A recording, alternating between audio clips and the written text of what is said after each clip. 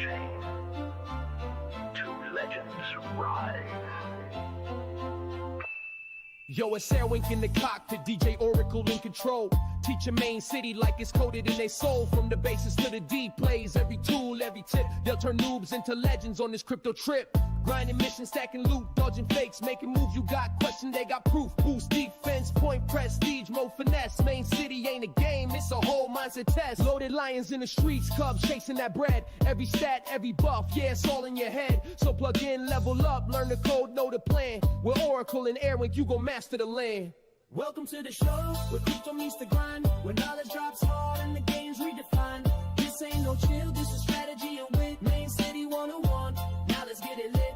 Welcome to the show, where crypto meets the grind, where knowledge drops hard and the game's redefined. This ain't no chill, this is strategy and wit. Main City 101, now let's get it lit. Welcome back, everyone. It's Arwink 7. Thank you. Shout out to the Flippin' Labs and the Mother Flippin'. Thank you, Flip, for making us an intro here. Let us know what you guys think of the intro that we've got now, if you like it, or what your guys' thoughts are around it. But I'm joined here with DJ Orakle again, so thank you very much, DJ, for joining me. Yes, Arwing, thank you so much for hosting again. I'm glad that we clipped up together. And yeah, thanks again to Flippin for that intro. Very talented person. Yes, very, very much so. So today we've got a few things. Everybody's aware, I think, that the Blitz is coming up. So we've had some recent updates to the main city economy, if we want to call it that. So today what we're looking to discuss is the economic update that just happened, as well as the partnerships and skins. And then we're going to also talk a little bit about the Discord Cub Hunt that's going on, as well as what the schedule is. And then finally, we'll talk about the Blazing the Trail Blitz, and a last little segment. We'd like to discuss some of the regional or region selfies that have been being posted, and maybe a little bit of speculation around that. So, thank you very much for joining us. And thank you again, DJ, for joining me as well on these podcasts. I think, do you have any, I'll let you do your little intro and then we'll hop into the economic update. Yes. Welcome everybody back. This is DJ Orakle here with Arwing. Thank you for tuning in, and we're glad to always talk some main city. And thank you, Arwing, for hosting again. Thanks. Right on. Thank you. So the economic update is live, everybody. I'm sure everybody's well aware if you're playing, and there's probably good positive thoughts as well as, some dislike towards some of the updates that have happened. But ultimately, I can run us through what's been going on here. Let me just flip over to the X info that we've got here. And so the total income is now the sum of all the production from the 7 regions, right? Previously, it was just your lowest income region. Now we're getting all of the gold from all 7 regions. The starting gold as well has been updated. I believe they changed it to 15 million. So coming on, I guess in like 12 hours, less than that maybe, we will be into the next competition mode, and we will get to experiment with the new starting gold. This will be basically a brand new mode for everybody. So if this is your first competition, welcome. Make sure you hop into the Discord so you get the ability to ask some of the veterans some questions. Don't expect them to divulge all their secrets, but they'll definitely help you out. It's going to be apparently 15 million. I know they originally said 55 million, but I think they walked that back a bit. And then a few of the other small changes are the diamond cost to unlock the mansion rooms. Those have been adjusted. And then there's also the business upgrade base cost. That has been boosted up so that it is in line with the amount of gold that we're making. So they increased the cost of gold wise by 7 times. The diamond cost has not been increased. There's also the furniture cost that's been increased, which is only cash. And then the arid cash cost has also been adjusted. So these updates did launch on the 17th of July. And I think we've both had a fair amount of time right, DJ, to be able to experiment around with these. Do you mind sharing some of your thoughts on it? Yeah, I'm very glad that they didn't made the diamond cost, that they didn't increase the diamond cost. For some reason, I just had it in my mind. I'm a little bit of um worry guy, and I was catastrophizing. I was like, man, they're gonna make everything more expensive. But no, it was just the gold, which makes sense because the diamonds. I mean, we need more diamonds because there's 7 regions now, as opposed to taking care of just one region. So I guess it kind of does make sense that it's just the gold because we are now generating the gold of 7 regions. Um, and so it kind of makes sense that they increase the prices, that they adjusted the prices.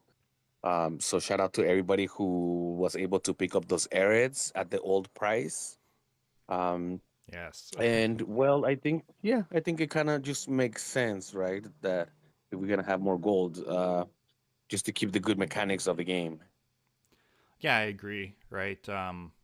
I'm glad as well, like yourself. I was sort of speculating perhaps they're going to change the diamond cost. But then on the other side, I was like, well, no, they already have a mechanic to increase the diamond cost when you go up in the divisions. So I can't see them changing diamond cost now. And I personally don't think they'll ever change the diamond cost. I think what we see now is the cost of the businesses. And if anything, they'll introduce other businesses with different diamond costs possibly in the future. Yeah, Who knows? But yeah, we're yeah, like you said, there's 7 lands now that technically can generate full income off of them. So it does warrant the increase in gold cost as well. I guess the only thing I have against that in regards to the actual just 7xing everything, I don't find that like I'm really making 7 times the amount of gold. I do have a fairly well diverse city.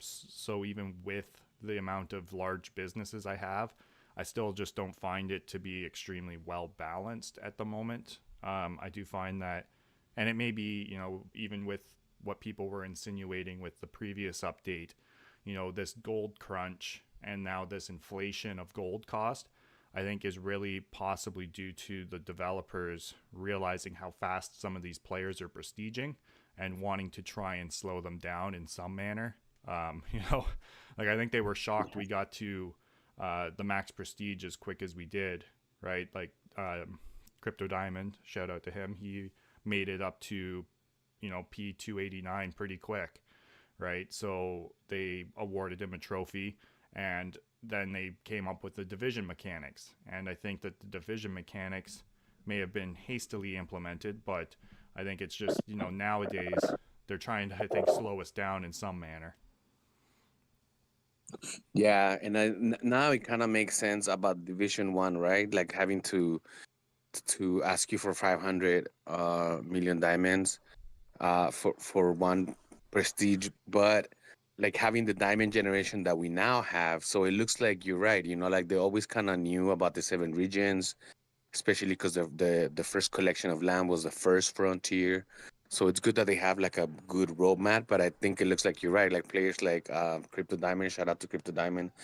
They kind of stepped on their timeline, right? Yeah. Well, I mean, Meta's like I think he said in the Discord he's going to be probably Division 2, probably first or second week of September, and I'm still trying to get to Division 1. So, and it's not like I'm not outside of the top 100. I mean, I'm right on that line now at this point, but it's amazing that it's like the number one guy is going on to Division 2 when I'm still pushing to get into Division 1 to begin with. Yeah, and it's true. I can also I agree with you when you say that even though it does feel like it's more than that they increased the gold more than 7 times, or at least it feels like it, because the way I had it before is I had my best businesses in the first land, which was my Apex Tower. I had an arcade, and then I had a museum, and then my quality aid records, just because it's a quality aid, so it was able to produce almost as much as the museum. And from there it was just Leos. That was my first land. And the second land I had, I don't know, I think it's like a Cineplex. But anyways, I was able to kind of like go through my first land and prestige those, and keep going through my second, third land. By the time I was done, and of course I had my cool cats and everything, all everything to meet requirements in my last, in my later lands, like my last lands. And so I was able to keep like a good flow of prestiging the first land, then move up, down the other lands, and then go back to my first land, and I would be ready to start my apex again. But now, after I prestige everything up, I'm still not ready to prestige my apex. I'm still falling short of cash. So I'm adjusting my strategy, which is, I guess, is good because it kind of like helps me to strategize, and it makes the gameplay more than just like a routine. So I kind of like that I have to strategize different. But yeah, I do feel like it's a little more expensive. Yeah, it's definitely changed up my gameplay style as well. Right, like yourself, I was at least accustomed to using the gold generation of legendaries. Now I don't even use them. I mean, they're sitting like 3, 4 prestiges below where I am right now, just because they're just too costly. Like, it just doesn't make sense. I'll bring them up once I'm like further ahead, and the gold cost doesn't really matter that much to bring them up to a decent prestige. But I just find that like they add a little bit to my city, but it's just they're not the one that I'm leading with anymore, right? Just because they're too costly to bring up. It's way too expensive, and I would rather just work with a museo and my uncommons. So, and I am burning through my boosters. Like, I seem to be using a lot more boosters than I used to. Previously, in season 2, I wouldn't even bother, right? Because I had a arcade, Apex, bank, and a motors, right? All able to generate really good income, and so it didn't really matter. I didn't really struggle for gold at that point. I was struggling for diamonds. Now at this point, it's a major struggle for getting those gold, or at least enough gold to be able to push up some of these bigger businesses. So it definitely has also been a bit of a fun experiment for myself, trying to find a new balance, a new way to efficiently level up my city and not have to be sitting there for, a day and a half boosting my best business just to accumulate gold. Yeah, I definitely started using more boosters on season 3 than I did on season 2. Uh, which again, I guess because of the diamond generation, it doesn't feel like it hurts that much. Um, but on the previous update, so before this update, we had the lowest region, what right? That's how that's what would count. So I pretty much only use boosters on that one region that was counting, because that's the one that I would kind of like keep as my main. Yeah, like have a But now, designated low land. yeah, and that was the only boost, and I would only boost maybe like the 2 or 3 businesses there that were my main businesses. But now I do find myself uh boosting a lot, using a lot of the boosters, which I guess the violet boost I have a lot of, so I guess why not use them on my Leo and Co's. Yeah, yeah, it's at least, yeah, I think I've got 100 maybe stacked up right now. I've been mostly just using gold and lightning boosters though, just trying to like basically put the gold booster on after I've already prestiged up one business, and then if it's one of my stronger businesses, I'll put the lightning boosters on it, right? So I'll save them for like when I finally get my motors up, and then it's like, okay, put the lightning booster on the motors, then I could finish off one of my uncommons or something like that to get it pushed up ready for the next prestige. Then I'll push it up, put a gold booster on it so it gets even more, and then just sort of cascade that cycle. It's kind of working, but I don't know. I think I need to continue to strategize, because I am finding that I'm not as fast as I was with the lowest income still, which is sort of, I guess, a surprise to myself. I didn't think that this 7x gold cost was going to be that significant, but it is a significant change, and that's why I'm excited to see how this whole Blitz is going to play out. Yeah, the same. And for some reason, I don't know why. I guess I kind of got used to weekend Blitz, but I realized it's a week, huh? Like regular Blitz, they've always been a week. It's just once in a while they would do the weekends. Yeah, yeah. The name nomenclature around them, right, was like the blitzes were the 1 or 2 week long competitions, and then they have the World Series, which is your month long or 4 week one, and then they have the showdowns, and the showdowns are the ones you're thinking of for the weekend ones. Oh, okay. Yeah, sure. That. All right. All Yeah. right. Yeah, so maybe they'll have some showdowns where lowest income region's the one they're doing, or who knows. But I know they had said that they're planning on making different rule sets for competitions. So that's, I think, kind of exciting because I did enjoy the gameplay of the lowest income. Now, that being said, the gameplay around the lowest income during a competition is going to be different than it was, during normal mode, right? There won't be dropping down. There'll be none of that funner, more fun, I guess, activities, right? Speaking of which, are no longer within the game unless you really want to sacrifice business combos. But Yeah, no, definitely that was fun while it lasted. Just to go to zero, go zero, and I even had like my my go to business is already set to know when to go to zero, attack those two people. Then because the attacks last 4 hours, then I have to find new victims. But it was always within the people that weren't playing, you know. yeah, that was what I tried to do as well, right? Was sort of attack. Like, there's the two people that you could drop down to consistently when you hit zero income, right?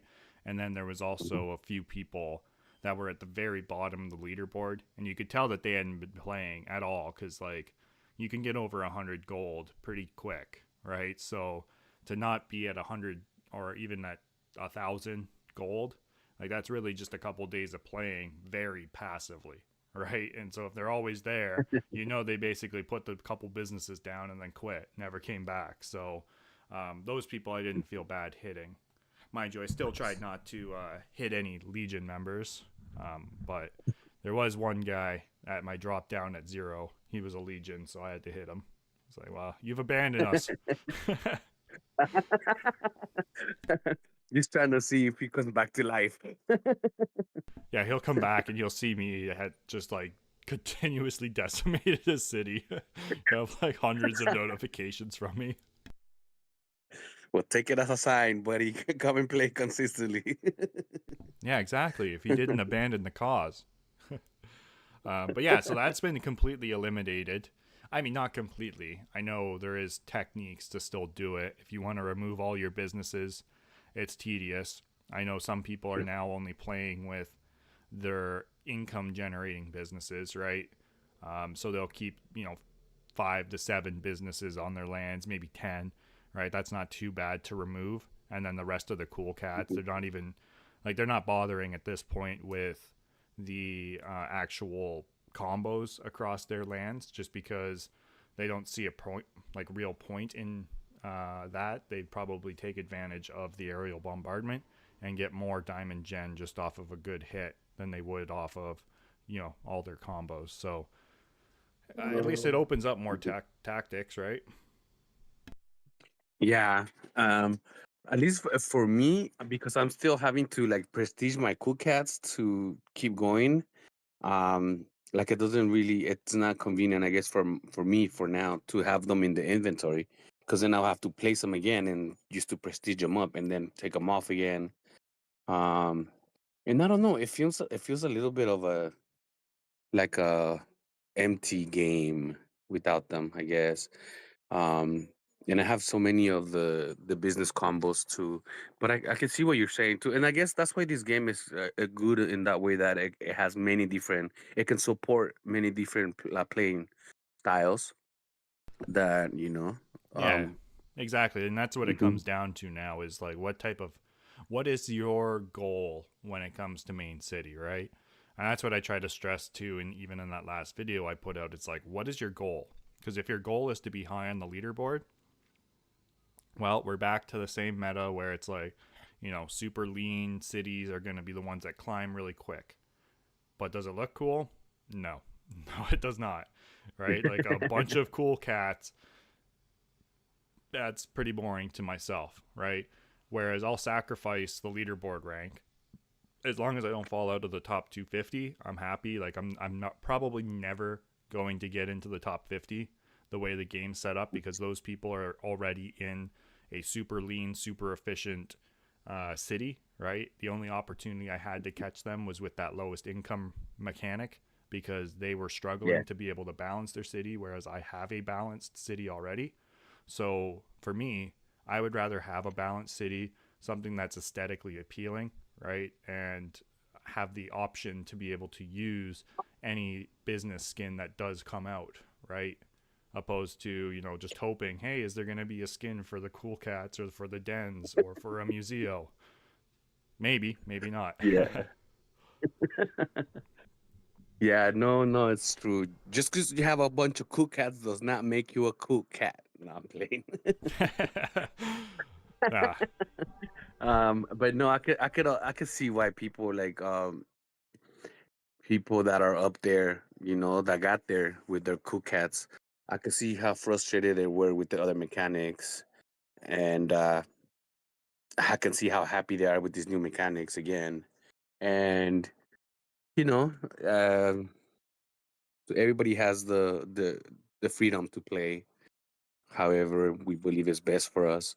But I was very happy with the last update, because like you said, you know, we were able to use those businesses. That was like the advantage, you know. Like I remember we were in the space, and I remember Big, shout out to Big. He was like, yeah, it's like it's as if you and Arwink were kind of like foreseeing that this game style would come into play, because you guys have the advantage now of having all the businesses, big businesses already there. He's like, somebody like me now have to like try to bring other businesses back up. He's like, which is cool. I mean, you know, he liked the new style of play also. Um, but now that it's back to here, I'm not sure if he's gonna keep bringing up those big businesses, or like you said, it's not very efficient. I guess, you know. yeah. I mean, like, for the most part, until you get to about 3 prestiges below your current prestige, as long as you have a decent business making your gold for you, it's not really a gold issue at all to bring up big businesses. It's a diamond problem, right? Like, it's going to be expensive to bring up an Apex, especially with where he is, you know, in Division 1. That's, I think he said something like 16 million diamonds or something like that. I know me bringing up an Apex from 0 to P250, that was somewhere around like 10 million. So, yeah, it'd probably be even more. It might have been like 25 million or 25 billion, sorry, diamonds. But, you know, now, like you said, it's just sort of at this point, we don't really need them. So it's, you know, back to a very lean city, which is why I've left my epics behind. I don't really touch them, and I just move forward with rares and uncommons and my museos. Like, I haven't even bothered with my bank anymore. Just like, nope. I got a motors. I got the 50% skin on the motors.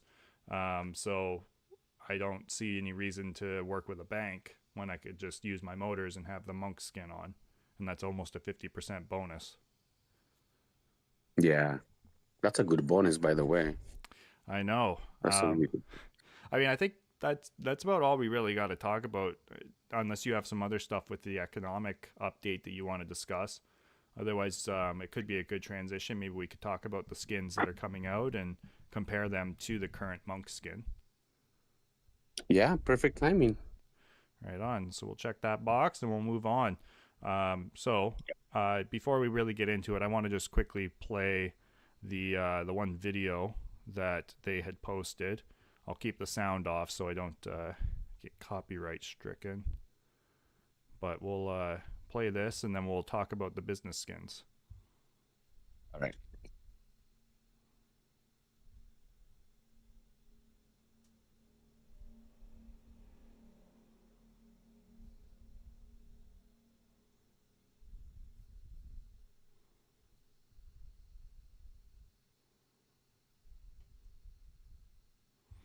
All right, so hopefully that showed up fairly decent. I'll also pan through so we could check out each of the individual skins. But I guess to first lead into it, I'll bring up the lion business skin. There we go. So yeah, what do you think of the lion business skin? I like it. I like the lion skin. I like how it's bright and colorful. It's got that gold uh, at the bottom of it. I like the Uh, water fountain out front too. I think that's pretty cool. yeah, yeah, it looks pretty elegant. Uh, the that logo on top, the lion coin logo at the Hmm. very top, Yeah, it's and the a lion. very cool skin for Yeah, sure. I just yeah, I'm wondering, like I haven't bought it. I know you've bought one, right? yeah. I did. Yeah, I haven't quite bit the bullet yet because it's just a little bit too steep for me. Especially because now I'm not using an Apex anyways, right? So a 10% cash income bonus on a business I'm not even using anymore for, what is it, 500 crow? Um, That's true. Yeah. so it was a little steep for me, and I was personally a little shocked by the price. I know when they said it's available for purchase in the market, right? I was Mhm. assuming it was going to be a kind of expensive one. I was thinking somewhere around 50K vouchers, maybe 100K vouchers. But 500K vouchers really knocked me off my seat, for lack of better terms. And I was sort of like, ooh, that's a lot of money just for a skin. Yeah, It's yeah, gorgeous, but yeah. yeah. It looks nice, and it goes to what we were talking off the podcast when I was telling you about the vouchers and how for some reason because it's like vouchers like currency in the game, I sometimes forget that it can relate to actual money. So I was like, oh, I have the vouchers. I can afford it with the vouchers. Let me just get it. And I just kind of like just went, but now I'm pretty much out of vouchers because I've been buying like blueprints more than anything. Yeah. Um, yeah, No, I get it. It's just like you looked at it, and I mean, like, I was tempted as well. It's just I was complaining in the Discord, so I gotta hold true to my word here, and I said I'm not buying it at that price. And I have a feeling too, like, it'll probably come down in price, especially if Crow starts to go up, right? Like if Crow hits $1, that's $500 for a skin. That's a lot yeah, of money for a cosmetic, right? Something to change the aesthetic of your city. So I'm sure it'll come down in price, which is at that point when I'll probably purchase it. Kind of forget about the crow value at that point and just be like, well, these are ones that I won from a competition, so I'll just buy it with this anyways. But when I look at it in the crow value and go, well, I was buying crow at the start when I started buying crypto.com, like got into crypto.com, I was buying it at like 94 cents Canadian, right? So to yeah, me, it's like we're nowhere near 94 cents Canadian, but even when we get back to that point, right, that's 500 at 94 cents Canadian. That's like almost $500 Canadian, and I just couldn't justify it in my mind. So, um, yeah, Oh, okay. yeah. So that's why I haven't purchased it yet, and I probably won't. Mhm. Again, because it's not really adding to my city. Now there is some, Yeah, I've heard Papa speculate a bit, and I've thought about it too, because like a 10% bonus really doesn't strike me as that appealing, especially when you think about what the monks give us, right? For Mhm. just holding an NFT, you get a base 20%. So to me, and I've heard of other people in the community speculate, maybe there's another mechanic coming to this skin, and that's why it's so expensive. Perhaps it's going to be a way to generate lion token. You need to have this business skin to be able to generate lion token. Now, at that point, I would do the 500 crow and invest for, Mhm. even if it was like one lion token a day, Yeah, that'd be kind of cool. So, yeah, we'll see what happens moving forward. But yeah, as of right now, a little expensive for myself. Now, I could flip over and we'll take a quick look also at the other skin that's been revealed. Now, this is the wolf swap one. So let me just click on it, bring it up big here. So this is the wolf swap skin, and it's going to be available for the bank. Now, again, like I was saying with the Apex, right? This is only a 4.5% income cash bonus. So maybe there's something, another mechanic where it's going to help generate moon token. Like that would be kind of cool. But yeah, as of right now, it's going to be another one that I believe is purchasable via the market. Now, what do you think? Do you think it's going to be a purchased one, or do you think it's something they're going to release an NFT for? Yeah, I think it might be a purchase one because Wolf's Up doesn't. I know that I think they do have an NFT collection going on already. Um, but I don't think they'll use those NFTs. They'll either have to get a new NFT collection, which because they're more of a exchange. I don't really see them going for a new NFT collections. So I think it'll be more of a purchase on the market type of business. Yeah, I I mean, agree. type of skin. Yeah. I agree. That's my route that I think they're going. Just because, yeah, I'm not familiar with the Wolf Swap NFTs and what they have available, or even if they're compatible with Main City. But I do believe it's going to be something purchased from the store, just like we did with the Apex, the marketplace. You just go in, purchase it, and bam, you're good to go. Now it's on August 4th, so that is coming up pretty quick. That'll be pretty much right after the competition, right? So we'll know pretty soon. Yeah, they probably want people to have vouchers to be able to buy it. That's probably why it's dropping right after the competition so that people can have vouchers to get it. Yeah, exactly. But I'm pretty sure it won't be, and I'm really hoping it's not 500 again. I think like enough people kind of like not complain, but gave like an opinion, right? Like, because people were like, yeah, that's like 70 crow, and I mean like $70. And one of the CMs said it's like $70, and somebody's like, no, just say it's 500 crow, because $70 sounds like a Yeah, little exactly. bad or something, That shocks me right? too much. I don't want to hear 70 US dollars, but 500 Yeah, crow, it's a little more palatable. yeah. Yeah. And so yeah, I hope it's not 500 vouchers. I don't think it will be. I think the lion token skin, like the lion skin that they brought out, is going to be the maximum cost for a business skin. I don't think they'll bring out one that's more expensive than that.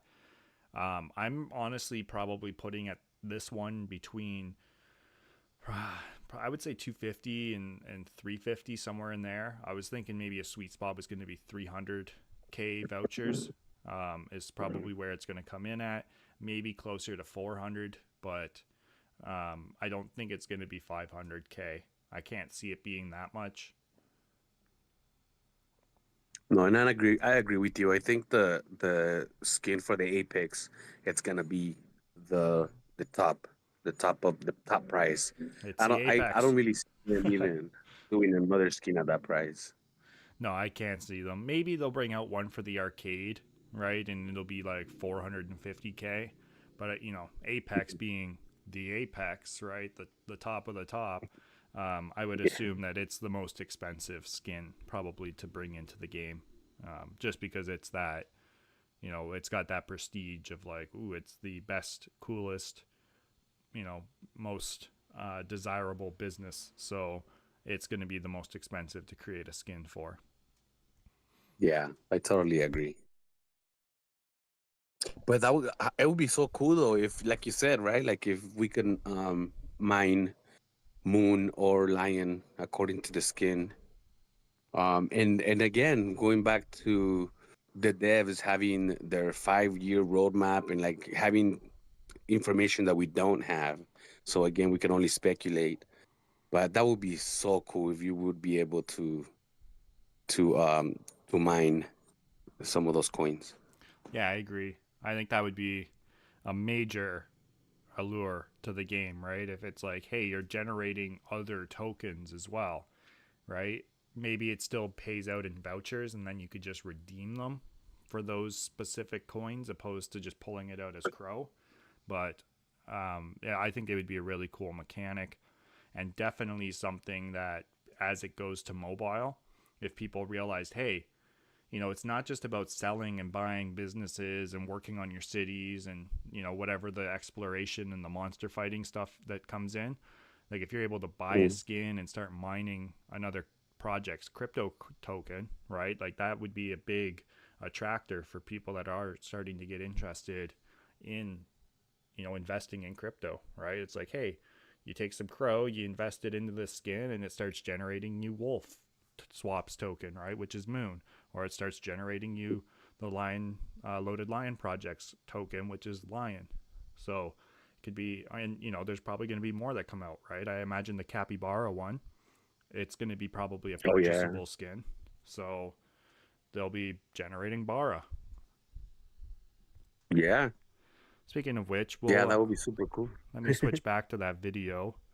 That way we can, if I can get the images of each of the businesses. So this is the wolf swap one, which we just talked about. Okay. And then there's the Synthtopia. So Synthtopia is bringing out one. Let me just full screen. Yeah, and this. Syntopia, they came out with an NFT. The last NFT project, it seems like that is going to be integrated into Main City, hopefully, right?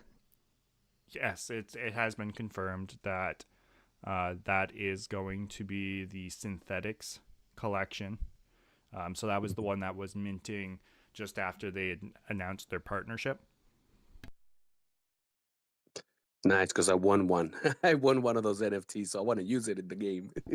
Nice. Yeah, I minted a few. I did get one of the $1 ones, and then I picked up a few other ones. So I don't have the highest rarity one, but I think which was like the Obsidian something. But I've got one of the second rarest, I think, which is kind of cool. Nice. And those are, yeah, they're pretty nice looking NFTs. Yeah, and They have a lot, and I was wondering, like, maybe it's going to be the arcade one. It looks like a big 4-square one, right? But I mean, all of them look like there are 4 squares, so it could be just a single square. But yeah, who knows? Maybe it's going to be the Leo and Co. It could be a Leo and Co. Like looks kind of like a tower sort of thing. So that's why I kind of thought they were going to be the Apex Tower. I thought maybe they sprung some big cash for it because they are a pretty big project. But yeah, I'm interested to find out exactly which skin they're finally going to be applied to for business wise. What do you think it's going to be? I think it kind of makes sense to have the arcade, because it seems like a playful NFT. It seems like in the whole Syntopia ecosystem, it's kind of like futuristic, neon looking. So it would be kind of good, like if it was an arcade game, kind of a theme that they have going on over there. Yeah, it is and they're also an interlude, I believe. So they do have other cross-platform sort of like game applications. Let me see if I can get the next one. So the Project Ishin.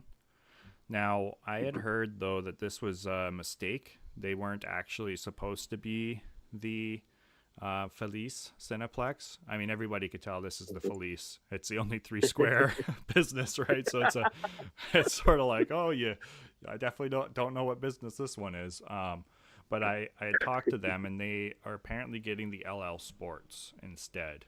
At least that's what they had asked for.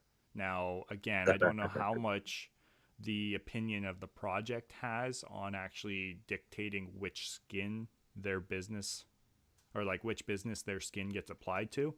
But as of right now, they have an image showing it looks like the dojo, right? So this is on the Felice Cineplex, but maybe they're making some adjustments and it's going to be applied to the LL Sports. But as of right now, yeah, it is displaying as the Felice. Yeah. Well, we'll see, because they had a contest and they asked to guess which one it was, and I went off that video and I put the Felice. But I remember, like, I remember you saying that they had said that it was a LL. So that's gonna be interesting, because I mean the skin, it's already, yeah, maybe they just put the wrong name under the wrong skin, huh? Yeah, The wrong project name. It could have been. I don't know. Maybe. Who knows, right? Because like all the other projects have their skins displayed here, right? So if we scroll through the video again, we've got the lion, right? So we know that that's now the Apex. And then we've Okay. also got, and this one's definitely the capybara one because you can see the giant capybara on the top of it. So it's like, it's definitely the capybara one unless something else is going on here. Unless we have another animal that looks like it. But yeah, I saw that one. It looks like it's gonna be pretty cool though, huh? To Yeah, have that big old capybara right there, yeah, sitting exactly. on a throne. I don't know if you play. I just opened up mine just to check because it's been a couple hours. But do you play Capybara at all? Not anymore. Not anymore. I still play it, No. just very passively. It's a very passive game. It's just like log in every 3 hours, click a couple upgrades, and but when you go to a loading screen, right? So the reason I think this one might be on a den is because when you go to the loading screen on Capybara, it's got sort of like a tropical vibe, like a resort kind of thing, right? So that's why I think it might be hinting towards the Lion's Den Resort as being its business that it's going to be applied to. But that's just my speculation. Oh, okay. Yeah, they got that tropical vibe going. Maybe just for summer. Who Yeah. knows? Yeah, I can't wait for those skins to come out. I know. I'm excited to see. I'm just sort of hoping that they're not all super expensive like the lion skin. Yeah, and the thing that to have a NFT in order to unlock the skin, at least you have an NFT, right? So you buy the NFT, you have the NFT, and you have the skin. Right now with this, it's not like we can sell the skin as an NFT or anything for the Apex, right? We just buy it and it's there. We don't have anything on the blockchain to show for. Yeah, exactly.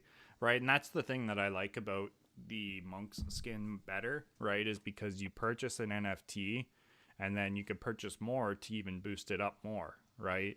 And then if you aren't happy with the project or with the skin, right, you didn't sink a bunch of money into it that you can't sell, right? Even if the floor price goes down, you can always still sell your NFTs, right? But once you purchase, like, if you purchase a capybara skin and then turns out you absolutely dislike capybara later on down the road, you still gave them money for a skin. I'm assuming they get a part of the cut on these skin sales, but again, that's undisclosed information that who knows? It could be all going towards Main City. Yeah. Yeah. I mean, it would be good if we could put them in the market for sale, right? That would be also kind of cool because it would be advantageous for both the people that don't want it anymore and want to sell it, and most likely they're gonna have to sell it for less than they bought it for. So it would also be good for buyers, so that they don't have to buy it at full price if we Yeah, were able to sell the skins back on the market. unless they made it limited, right? And there's only 500 lion skins, right? And then that could drive up premiums on them. So if they ever announce Hmm. something like that, I would probably purchase one just to be able to have it in the event that it does go up in price, right? And at that point, I'd probably start using an Apex again just to take advantage of the small 10%. Yeah, they definitely. And somebody had said, "Oh, because so when you don't have the skin before you buy it, you go to the market, right? You click on the market, then you go to skins, and then you can see it right there. But after you buy it, when you go to the market and you go to skins, the skin is not there anymore, and all I see is coming soon. So at first I was like, "Oh my God, they took off the skin off the market. Like nobody can buy them anymore." And somebody was like, "It was only a 6 hour sale," and I was like, "Oh, I'm so glad that I bought it." And they're like, "No, I'm just playing." Yeah, I And I was saw like, "Oh, that. I so it was like, just goes away for me. It goes away from my market because I already bought it." yeah, yeah, exactly. So if you do buy it, right, it does come up as skins coming soon, right? Whereas I'm just Yeah, showing mine, you could still see it sitting there for the 500k crow, or yeah, 500, yeah. yeah, So 500k crow. Ooh, baby. But yeah, it's a little more expensive than I anticipated. So we'll see what the other skins come out cost wise, but yeah, looks nice. The two skins that I've seen yeah, so but far some look really nice. yeah, so some limited edition skins will be really dope, Yeah, right? A limited edition. I kind of wish that they would do them for the blitzes, right? And even the competitions. Like if they could go and retroactively give all the players that made it into, the top 1,000 or even just participated in every single competition. So it's like, hey, you were here for World Series 1, all of those blitzes, all of the showdowns, and then this last, all the competitions, and they each have like their own like special skin that you could apply to something like, for say the cool cats. Everybody wants cool cats, so it'd be kind of a cool thing to be able to apply it to the cool cat, right? So something like that, and maybe it could change the centerpiece, right? Because they all have that little dance floor, so it could just be like World Series 2 or World Series 1 or whatever blitz it is, right? Just be kind of cool. Very simple skin to make. Yeah, that would definitely be super cool to definitely do something for the OGs, because some of the OGs some of us do feel a little underappreciated. Most definitely. Whether it's the blueprints, whether it's We're just not allowed to different talk things. about the blueprints anymore. Maybe we should have talked about the AMA a bit as well. But maybe we could talk about that at the very end. Talk a little bit about what was discussed in the AMA along with the regional selfies. We can do that. Perfect. And then the last little thing, I'll flash it here, is another partnership announcement that just came out. So there is a partnership now with the Kronos Brave, so the Brave project, and they are joining the Void. So congratulations, you've got another allegiance. All right. Yes, yes. And I love, love, love, love that project. Uh, I've been with them for a long time. I don't have every single NFT that they have, but they have really cool NFTs, and the community is great. And because the community is so good and stuff, I would like try to share the main city excitement. And shout out to Creasy, Creasy over there. She was like trying to get a main city channel so that I can post videos and stuff like that. Um, so she recommended it, and they were like, oh, it's in the works. And I guess it was in the works so much that they couldn't really talk about it, like. So yeah, I'm just super super super excited. I just love that project. I know we all have the project that maybe like we kind of side with the most, just because for whatever reason. Mm-hmm. But yeah, that project is one that is I really really love. So shout out to Law also. Yeah, they and they know that too. They know that I'm super main city in their Discord. So this morning, as soon as the X post came out, sent me Law and Chrissy both sent me a DM on X like, "Hey, it's finally surprise for you." So they finally have a main city channel in their Discord. Right on. Well, I hadn't been around the Brave community too much recently, but yeah, I'd been investing a bit in them as well. I've got one of their what do they call it? Like the Brave Passes. yeah, the Brave passes that they've got. So I've got one of them. And then Okay. I've also purchased a few of their interesting ones. I usually try to get the ones with the animals in them. So I got one. I've got a pirate. She's got a parrot. So that one's kind of cool. I like it. But yeah, they've got some interesting NFTs. So I'm glad, it being one of your favorite projects, I'm glad that they are aligned with the Void. So that's pretty exciting. So congratulations to the Brave team on a pretty big milestone and a great partnership. So we look forward to hearing what you guys got coming out, and perhaps maybe a business skin, maybe. Yeah. Yeah, definitely. Very, very excited for that, for the project and for the game as well. Yeah. Right on. So that sort of does it for that topic, I think. We can talk a little bit about what is going on in Discord. With the major update that happened for season 3, right? With all the regions now that we've got, that is 70 lands that we have to hunt the Cubs on, right? So I know I've seen the main city Discord, and if you guys aren't in the main city Discord, make sure you check the links below and join. That's going to be one of your best resources to get in touch with either DJ or myself, or even other really good players within the community that are willing to help out, people like Curious and Spot and Kimbo, he's in there, Papa. There's lots of good guys. I could sit here probably for about 2 hours listing everybody. So sorry if I missed you. Right? Yeah, shout out to Big. Yeah, and Shout out, Big. yeah, no, definitely. Yeah, Hayton's there's in there's there stuff. too. Crypto Diamond, everybody, Yeah. right there. That's the main focal point. That's where everybody goes. So if you're not in the crypto or main city Discord, make sure you join that. But yeah, you've been very active in the Discord Cub Hunt, right? So maybe you can fill everybody in on what's going on. Yeah, so for a while, if you guys remember on season 2, we have the Cub, and we only had to go through 10 lands because that's all we had in one region. Now we have, if you have bought all the Erets, then you have all 10 lands. The Cub matches the land for everybody who has 10 lands. If you have 8 lands, it's gonna be a different land number than somebody who has all 10 lands. So at first, it was pretty hard for an individual to go through 70 lands, and we were all, went on the Discord and complain. I mean, gave our feedback. I should say about what we thought about it, and so many of us were saying something about it. That they're like, yeah, the devs are kind of working on it, but little by little, it just became a community event. And I remember Spot saying, never mind, don't change it. We're cool like this now. It's a community event. And yeah, people get together. There's 7 regions. So for the most part, a lot of us take 2 regions.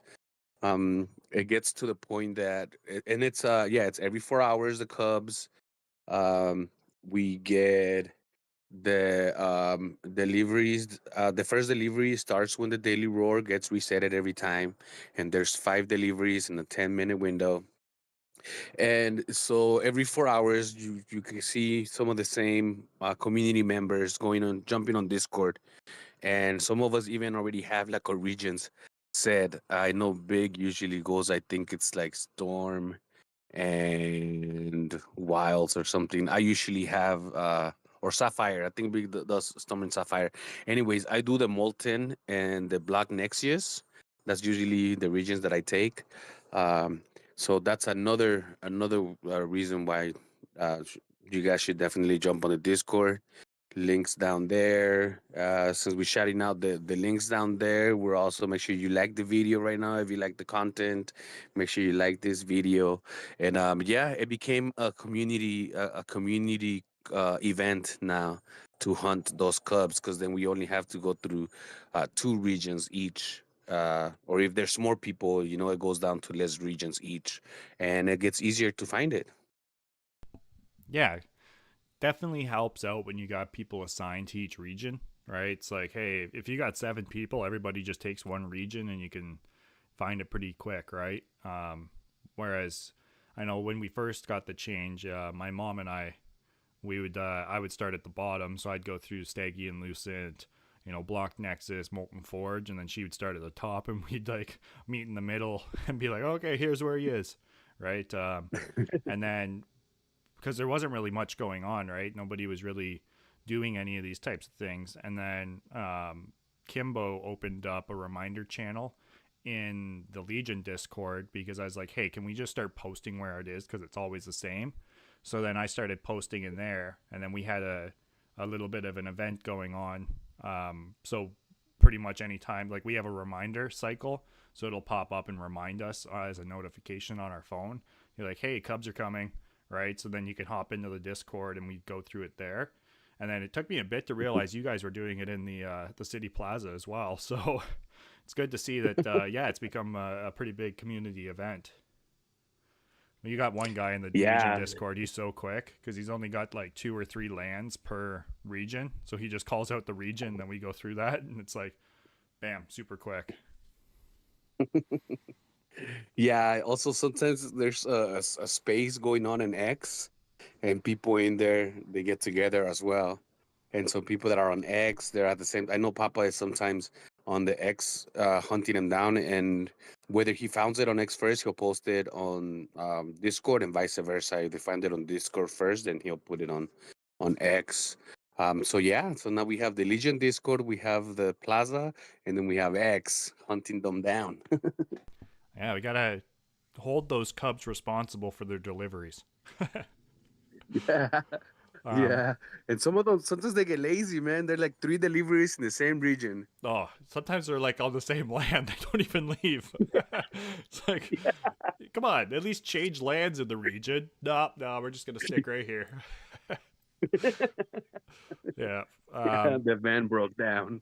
Yeah, exactly. Ran out of gas. Gotta pawn off all the diamonds and the attacks for more gas or something like that, I guess. Go But to yeah, the so Pantera power station. yeah, exactly. So you covered a bit of the schedule, right? So in normal mode, like DJ was saying, the Cubs schedule is the start of reset, right? So when the daily roar resets, the Cubs start their delivery, and then it's every 4 hours after that, right? So, and you can get 10 per day, and there's 5 per cycle. Now, I'm assuming Yeah. it's going to be the same as season 2. During competitions, the schedule is offset by 2 hours. So when the daily roar resets, it's normal mode. Then 2 hours later, it's the competition mode. And that's because it's usually an hour after the competition starts, right? So when the competition starts, you play for about an hour, and then within that first hour, the Cubs start showing up, right? And they'll be there on the hour after the first hour of play in competition mode. Yeah, So definitely, which is pretty helpful. yeah, exactly. So we'll see if that holds true, especially now, moving on to our next topic, that being the Trail Blitz, which is starting this Friday. Let me just double check what the time is. Right? Yeah. 9 9 hours. hours and 35 minutes. Yeah, 9 hours, 35 minutes. So we'll be there soon enough. Yes, definitely. So I'm excited though. It's a 1 week one, which I actually prefer. I like the 1 week ones over the longer 2 week blitzes, just because I find the 2 week ones they feel like they drag on a little bit too much for just a blitz. And I find the 1 week is sort of like my happy spot where it's like, okay, I'm still engaged enough at the end where it's like when it gets into that second week of a blitz, I'm just sort of like, is it over yet? Like it's not the big prize pool, and I'm still fighting for something here. So it just it feels a little bit too long when it's 2 weeks. And then the showdown ones, I don't find they're long enough because it's just there's not enough time to really differentiate the people that have a long game strategy versus just the short, I can get a lot of gold really quick at the start, right? Versus somebody that has the lasting power to actually break through the first 3 days, and then that's where you sort of see the separation between the players. Yeah, definitely. It's I totally agree with you. I think 1 week is a sweet spot. Because the one weekend also, it's kind of like, okay, if there's things going on the weekend, I have to squeeze the things into my gameplay as opposed to the gameplay to my life. And having a week, it's like there's a party going on this weekend on Saturday, and I don't feel like I have to be next to my laptop the whole Saturday, you know? Mm-hmm. I mean, I'm still going to take it with me to the party, but... Yeah, exactly. It's like, oh, I'm still got to play, right? Can't just sit out a whole 8 hours. You got to at least check in 3-4 times an hour. Yeah. No, I'm kidding. Yeah, at least get those Cubs or something, you know? Yeah. But yeah, so I mean, this is also really nice in my opinion. They are reintroducing the NFTs, right? So for a while we were doing those showdowns, so there was no NFTs to win. Then we had the NFT for the World Series 2, and then we had that 2 week blitz right at the very end, prior to season 3. That was no NFTs within the prize pool. So it's nice to see that they are putting the tactical gear NFTs within the prize pool again. Yeah, I saw that too. I was pretty exciting because one good NFT could be a good price. And they actually put it in the main city playbook. The rewards, so it's first place 10 random NFTs, second place 8, third place gets 5, 4th to 10th place gets 3. 11th to 50th place gets 2. And then 51st all the way to 1000, it's going to be 1 NFT. Holy. Well, Yeah, that's what I was like, huh? Usually, like 51 to 250, it's like 2 or 3. But this time, if you want at least 2, we have to break into the top 50. Otherwise, from 51 to 1000, it's going to be just 1 NFT. well, I guess they're being a little more conscious, I guess, with their NFT prizes, especially because when you look at it, like you said, that one NFT, if you get a data pad or a generator drop to you, right? That's a real nice prize. Those are what, like $120, $130 now or something like that, maybe even more. Yeah, something like that. So Yeah. that's not a bad little prize. I was hoping to see a little bit better breakdown, but because that's really not a lot of NFTs when you think about it. But I guess it is still quite a bit. That's almost a thousand. Well, that's over 1,000 NFTs distributed, right? If everybody in the top 1,000 is getting one. So, yeah, whatever. I mean, at least we got NFTs to fight for. I guess it really incentivizes people if you really want to get that second NFT to try and fight for the top 50. But I mean, personally, I don't think I'm going to make it there. I don't know. We'll see.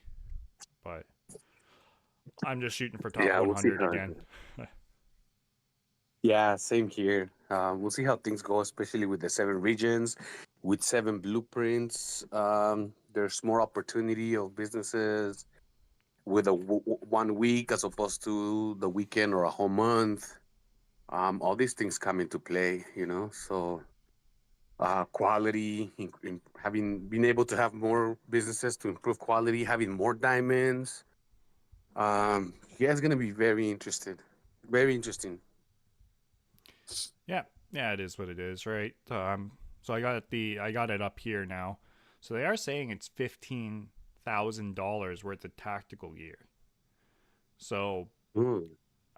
that's interesting that they say that So many. maybe they have the good NFTs there now, huh? Oh, hopefully. I guess most of the tactical gear. Well, I mean, unless they're going to be airdropping everybody turbines and grenade launchers. I mean, that's typically my luck. But hopefully, there's some good stuff like some virus capsules and things like that within the prize pool. So we'll see. But it is kind of nice to see that they are adding 70% of diamond purchases to the prize pool. That being said, I don't think there's going to be very many diamonds purchased just because of the diamond generation that we have now. So it's unlikely we're going to see a significant diamond purchase. There might still be some people that do, but it is nice that 70% are being added to this Blitz's prize pool, whereas usually it was 30% added and 70% saved for future Blitz or competition modes. Mm. Yeah, it is a nice touch. And yeah, I agree. I don't think that many, especially when it comes to like tier of players, right? There's the top 10, I believe they're still going to buy diamonds. That's just their strategy.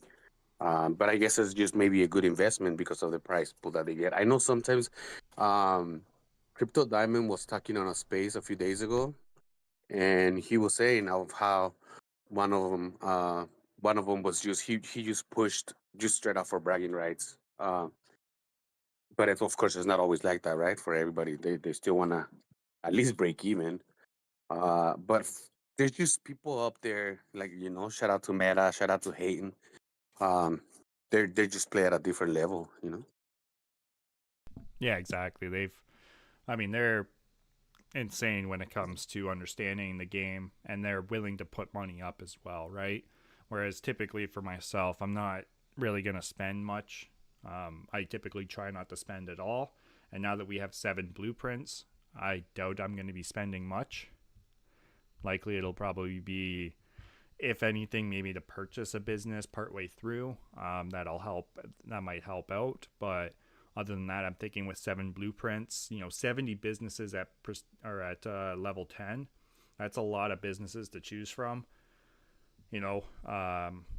merging is going to be a big factor, I think, in this blitz. We're going to need to increase quality if we really want to take advantage of the businesses to the full amount, and be able to, still generate a lot more gold with the same businesses.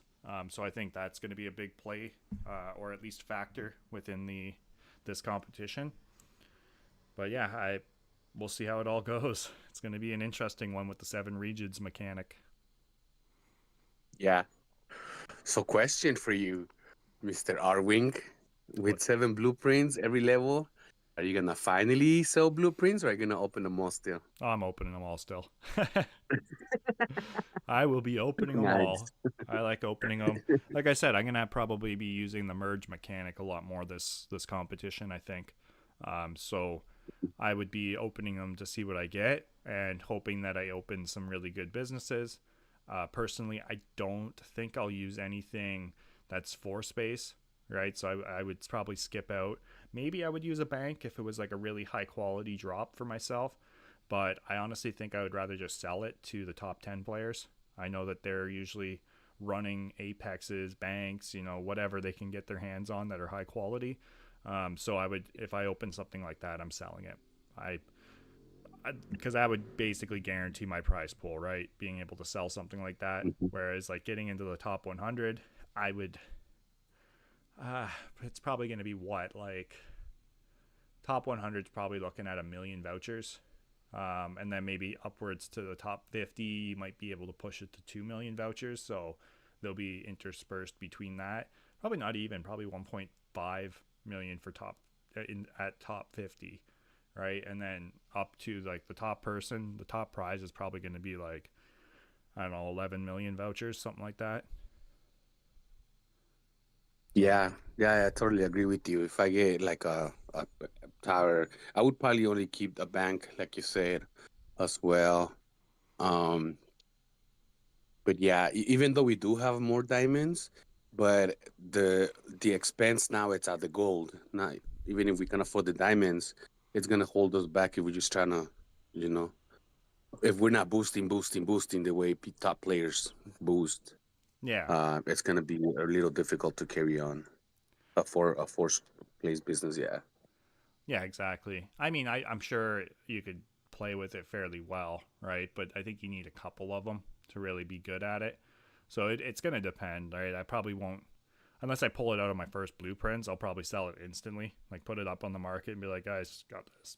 Give me money. But other than that, like if I pull it later on, which I'm going to be surprised, honestly, if anybody even hits Prestige 10, right? Like, I don't know. I feel like the leveling is going to be a lot slower than people are anticipating. So over a 7-day period, I don't think we're going to see people, or at least not too many people, putting out a prestige per day.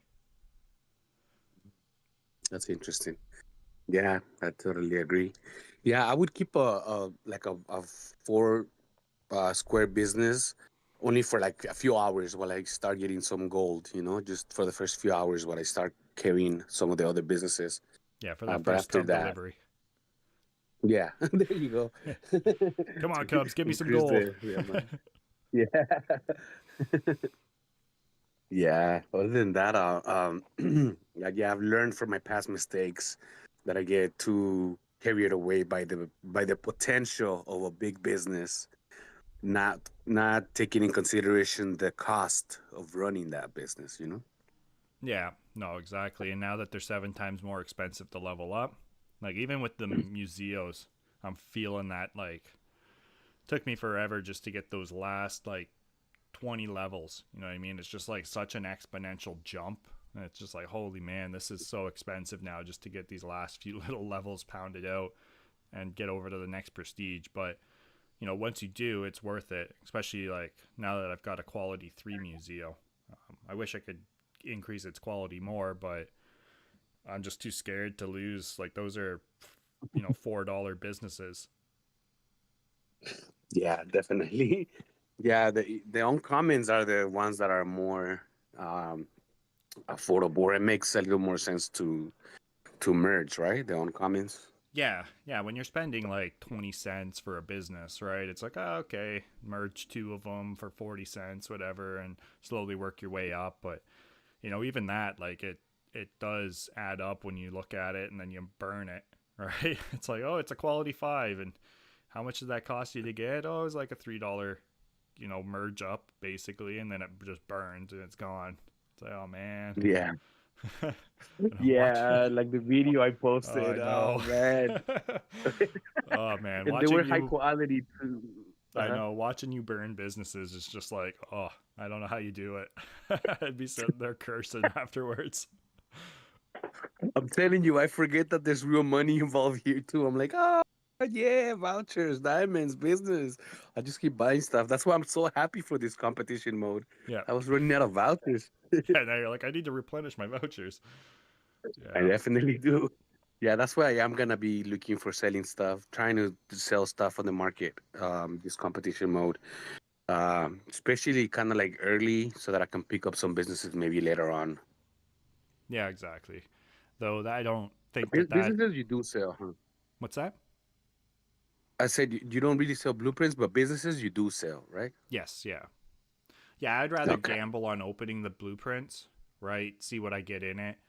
Because chances are, if it's like an uncommon or common, I'm going to probably be using it.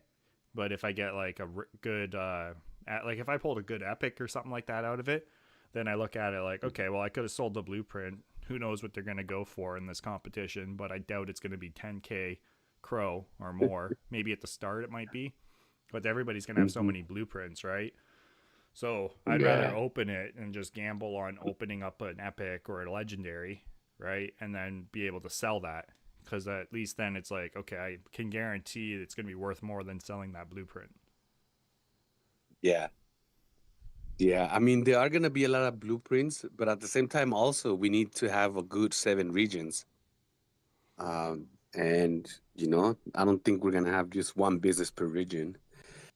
So it does seem like a lot of blueprints, especially in normal mode. But I think once we go into the competition mode, 7 blueprints a level, it's gonna be okay. I mean, it still sounds like a lot, but I think it's gonna be a good balance for the 7 regions.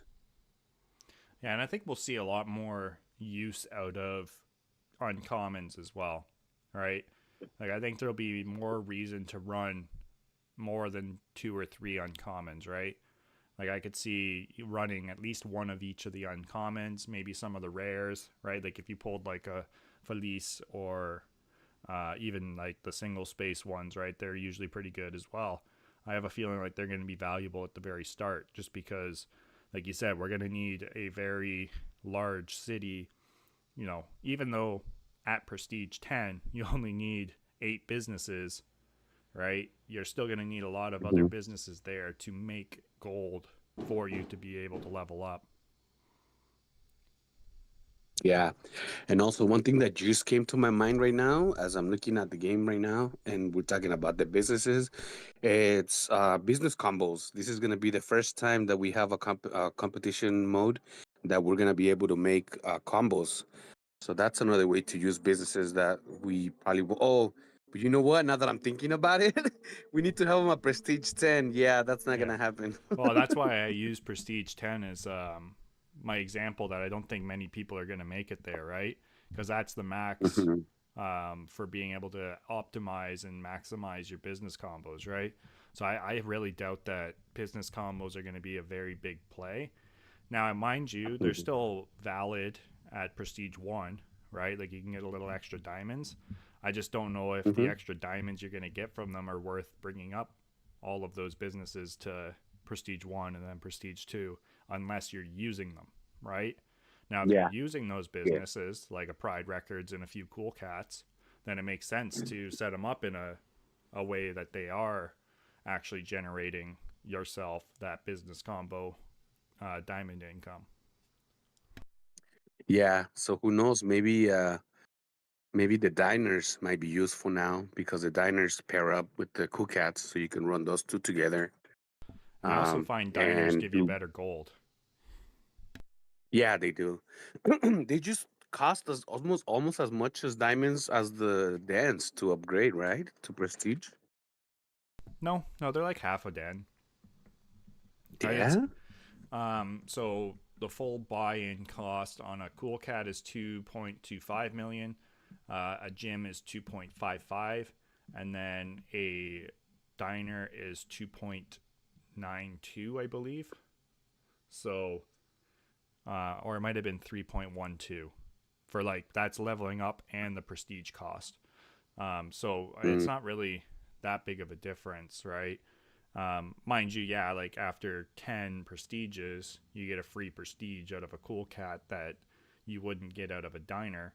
But in these lower level and with the amount of diamonds we have, I could see diners being better, right? Just because you get that little bit higher end roll for gold income, and they're a little bit more of a tighter range, so that you could get a better gold consistently out of them than you could out of a cool cat. Yeah. So looks like they are trying to make sure that we use other businesses, I guess, huh? Yeah, they're definitely coming up with interesting strategies to force, I guess you could say, force us to have more variety in our city. So we'll see. We'll see how it all, if it ends up working out for them. But I'm excited to have something that's not just the same old, right? So a little change up here and there is always good, which is why I like that lowest income region. I thought it was a fun change up to the game, but I do understand it was an extremely confusing, especially I don't know what the new intro tutorial is like, but I doubt it really introduced the regions correctly. So for new players starting in, definitely could have been confusing. Yeah, and I think that's the main reason why they switched it. Um, I know some of the seasoned players in the Discord saw it as a handicap, kind of like, why are you dumbing down the game for other people just so that they can understand it? But at the same time, we do need the new players, and just because it's like just because you're in calculus, you can't knock off algebra for we still have to go through the steps of learning, and so I think yeah, for the overall adaptation of the game and for mass adoption, it is good that they switched it back. Yeah, I would agree on that. It's more simplified, a little bit more intuitive, so the newer players can at least get their feet wet, understand how the game works, and then not feel like they're completely lost when it comes to trying to compete in a competition. Yeah. Although to be devil's advocate as well, like I also posted when they were talking about when Nix put post saying that maybe for the competition modes they could put it back to that mode, the lowest region, the lowest earning region. I put yeah, it could be chess. It doesn't have to be checkers all the time. So also it could be even if it's a little difficult to learn the game. That doesn't mean that people are not able to learn the game. It's just maybe a little more difficult than just regular game. So Yeah. just to kind of play both sides, right? Like, oh, people could have learned the game, and which is true, I guess. Yeah, But exactly. for mass adoption, you just want something easy. Like you want to onboard players. Yeah, exactly. That's what they want, right? Is to be able to bring in newer gamers, people, especially when it goes to mobile, right? Keeping it as simple as possible, but still fun.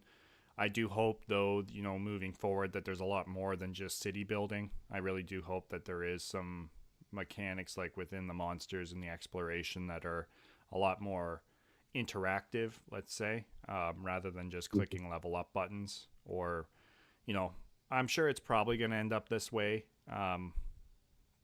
Maybe we can get into the speculation and the region selfies and stuff like that now. But I imagine it's going to end up sort of more into a actual, what do you want to call it, like a team setup, right? So you'd almost just send out and like you select a couple of your NFTs or whatever and send them out on like expeditions. I think that's probably the route they're going to go.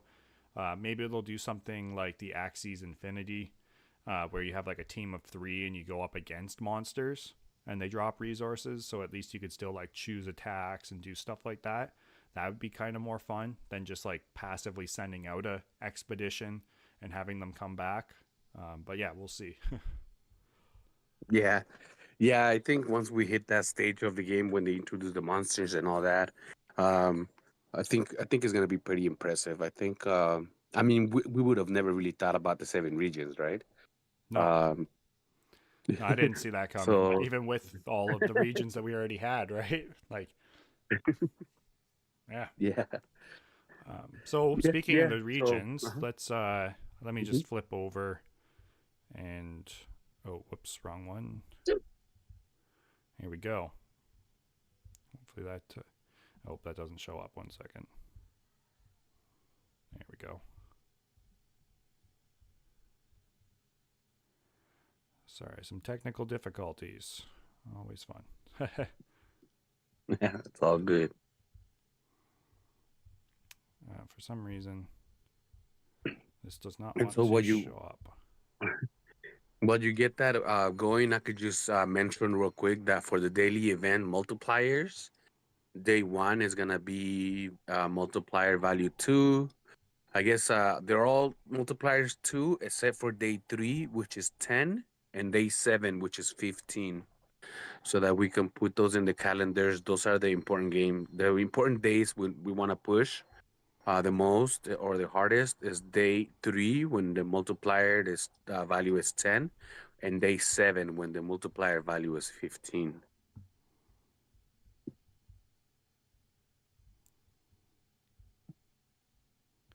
I don't know why this. Just a little. I don't know why this screen does not want to pop up.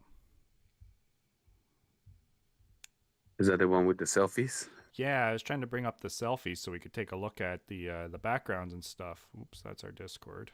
Oh, wait a minute. There we go. Okay.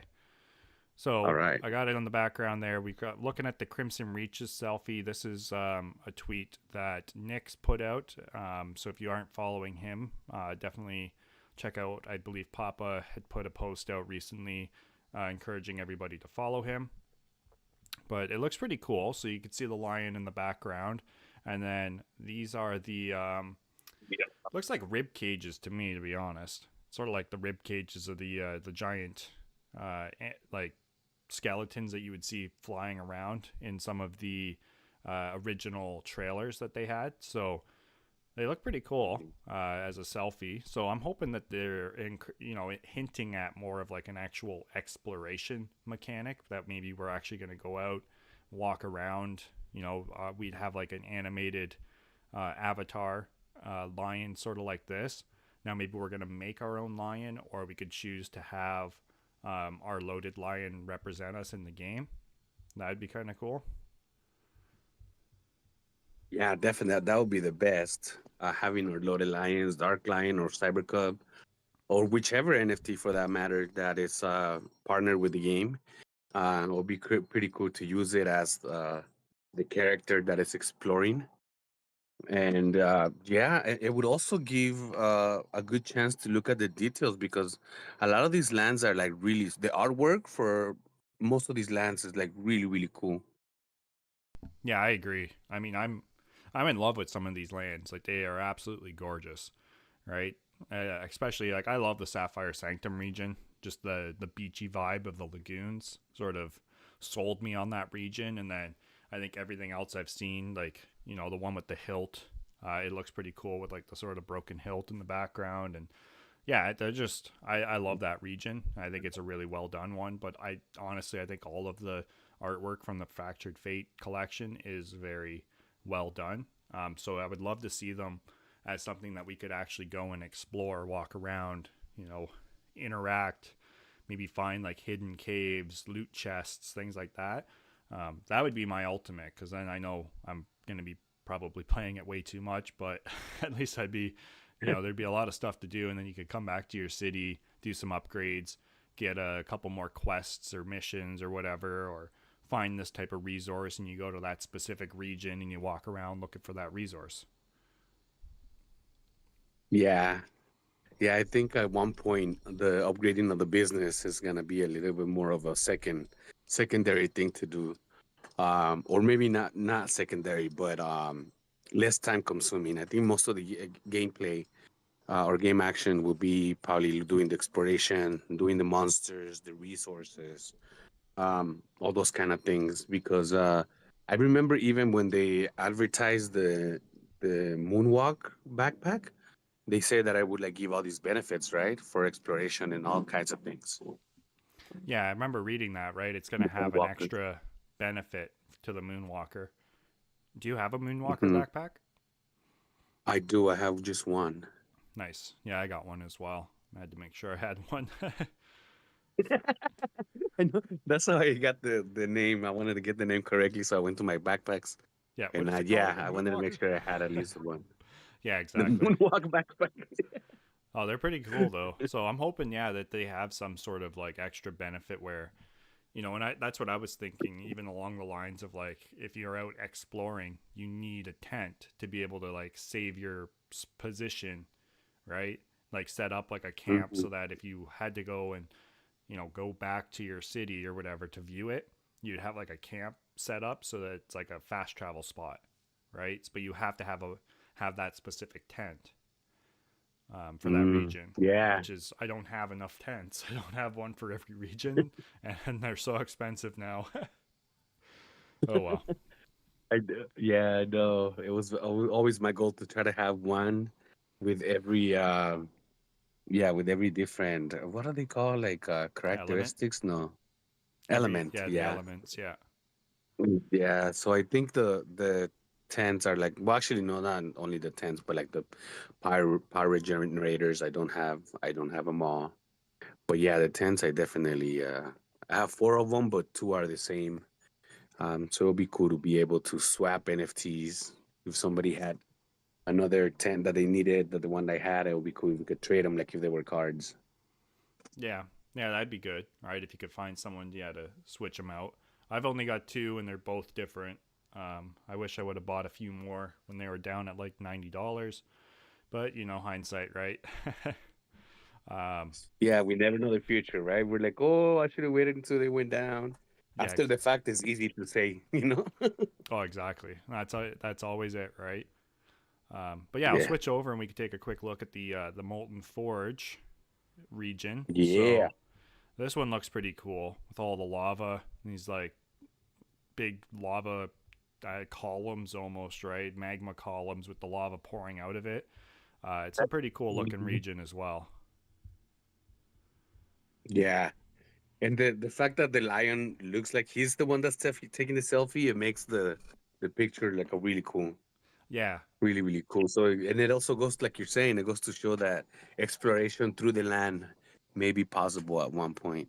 yeah. Whether it's going to be right off the hop, I mean, I'm hoping that they surprise us a bit, and come out with something like that where it's like, oh, okay, hey, have fun, guys. There's an entire world for you guys to just walk around and see what we've built, right? So it could be something completely out of left field that we're not even anticipating. Yeah. Yeah. So, because at one point, I'm pretty sure that as technology keeps moving on, hopefully we'll be able to play with VR, those VR glasses or whatever. So, I'm pretty I sure that mean, was part of their we're roadmap super early. was some VR I stuff. think So so, right? yeah, I Yeah. remember reading that. So that could be it, right? Like eventually we're going to get to the point where it's like, hey, we're actually out exploring in VR as our lion, right? And we have our equipment that we need. So heck, we'll have to see what happens. But I guess with that, I wonder if there's going to be a change then, right? So like right now the tents and the backpacks and all that type of stuff are used to help our city. So if they're going to start being used as part of the exploration, are they still going to be used to benefit our city, like boost our diamonds and gold?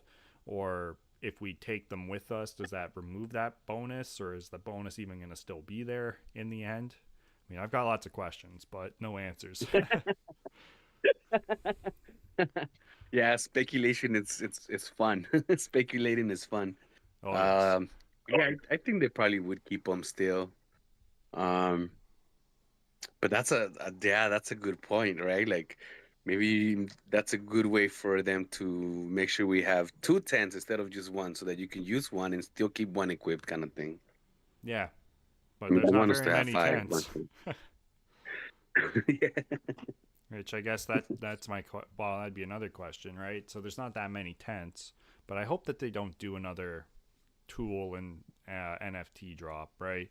I get that they're looking to have 100 or like 1 million players, right? But that's just gonna. We need to have a point where it's like, okay, if we want to be able to sell some of the stuff we've collected and downsize ourselves to like 2 or 3 pieces of, NFT equipment. Hopefully they don't just keep like selling more and selling more and selling more, right? Because then at that point it's just like, well, when do we get the point to sell to newer players to make a little bit of money, right? Because right now we're not, making a ton of money through the game other than the competitions. I mean, other than Kimbo. Kimbo seems to be able to flip businesses like there's no tomorrow. But Yeah. And again, it goes back to playing styles, right? yeah, exactly. Well, I know that's Yeah. everybody right now is doing the rush to P289, right? Everybody wants to get into Division 1. Yeah. Yeah, I'm there wanting to get up there too, but I don't want to leave my Apex behind. So, I'll just what I'm doing though, it's as opposed to like before that it was my first business to prestige up. Now it's my last one, so I just kind of I'm dragging it along, I guess. Yeah, you just got it with a big chain. You're pulling your Apex along. Yeah, I'm hoping that the skin makes it a more worth pull business to keep pulling, but It'll probably be worth it to have it in Division 1, right? Especially when you're at the start.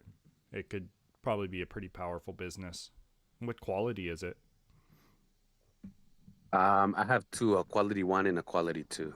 Nice. Yeah, I picked up a quality 2. Actually from Vex, the Mud Maverick. She was selling it for 600K. So before the skin got announced, for cost wise, I knew that it was coming to the Apexes, so I picked that up and brought it up to 250. Oh, nice. Yeah, it was an Yeah, I expensive still have endeavor. I know, me too. I brought the one that I had at Q10 just for the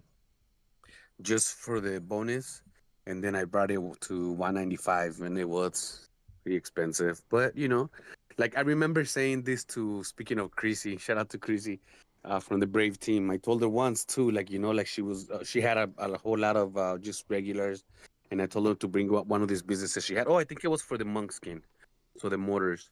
And I told her just bring it up to prestige little by little. Like don't look at the whole, it's gonna take so long. Just do it one prestige, 2, 3 at a time, and whether it takes a week or a month, eventually you'll get there. So I just kept thinking about that when I was working on my Apex, like just one prestige at a time, Oracle, just one prestige at a time. Yeah, well, that's it basically, right? You just keep leveling it up, and next thing you know, it's ready to go. Why did our thing just switch? Oh, Cubs are here. Oh, baby.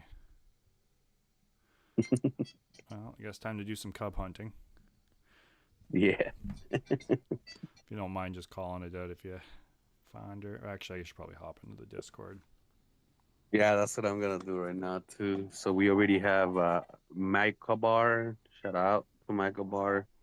He's got Crimson and Aurora. Shout out to Big, Lucen, and Sapphire. So I'm going to put, I got Molten and Nexus. Let's see. Block Nexus already. It's in Block Nexus. Oh, okay. But the guy that called it out doesn't have all of the lands. So he's good at calling out. He could do it faster, huh? Oh, he's on Block Nexus 10. There we go. Okay. Oh my God! Wait, switch. Sometimes it takes so long. Sometimes it takes so long that by the time I go to the land where they say the cub's already gone. Oh, is he honking? Is he honking again already? No, not yet. There's sometimes when like I find it, I post it on the Discord, and I forget to click on it. So when I look at it, he's gone, and I didn't click on it. Where'd he go? Yeah, I know. I find that they're not the most responsive when it comes to actually clicking on them. So, but sometimes they are, sometimes they aren't. But yeah, I usually start on Stygian. That's what I do to sort of cycle through. Oh, did somebody outbid me on all of those blueprints?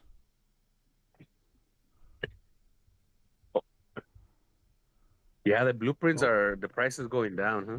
Yeah, I know. I just bought a bunch for 2.29. Nice. Bought 22 Yeah, of I them. bought one off the market at 3. I was just like, well, at least we got a competition coming up, so I can use that to be able to make a little bit of money back, and I'll pick up a bunch of these. He's on Crimson Reaches. Get some creams. Shout out to Meta. He picked up 70 million diamonds. 70 million diamonds? Yeah, nice. from the Cub delivery. Lucky him. That right? Yeah. Crimson 6. Crimson 6. And see, guys, this is what you guys are experiencing in real life when we were talking about how we all get together on the Discord. So it's pretty fun. Yeah, exactly. It's a little more interactive, right? Because when we're able to sit down, be able to chase them around. I'll just do the screen recording so everybody can see what we're doing here while we're also talking. Okay. Yeah, I mean, it'd really be nice. I could show you guys in the background. So the one selfie that the guy was doing in the Crimson Reaches, you can sort of see these spiky things. This is the legendary land for the Crimson Reaches. You could see it in the background there. Kind of a cool looking. I don't know. They kind of look like rib cages to me, but who knows what it really is supposed to be. I mean, especially because when you maybe go it's to a dinosaur. Yeah, exactly. Because when you go to the Dune Reaches, right, like the Dune Land, Crimson Dunes, they've got those skeletons, right? So I sort of wonder, and you can see the skeleton, and it's got the rib cages in the sand. So I wonder if that's like part of it or not. Yeah, those heads, they're like the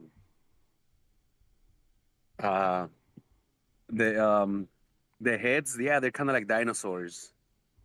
So maybe it is some sort of big dinosaur monsters. Well, speaking of that land that I just picked up for Block Nexus region, the Nexus region. Yep.